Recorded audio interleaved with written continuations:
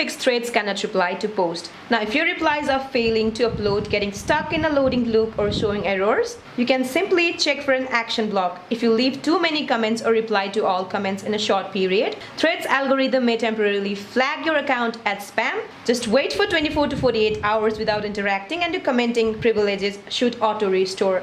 Now the next thing what you can do is delete and reinstall the app. Just go to the existing Thread app on your device, tap and hold on it, then tap remove app to delete it from your device. Then go to your Apple App Store or Google Play Store and then find Threads, then re-download it to your device. Now the next thing what you can do is log out and log back in. Just open your Threads app, then go to your profile at the bottom right. Now tap the menu icon in the top right corner, then scroll all the way down, tap log out and then tap log out one more time to confirm. Now immediately log back in using your credentials rather than the auto login prompts to resync your account with the servers. So that's it for this video, guys. I hope this video is helpful. Please don't forget to like and subscribe. See you in my next video.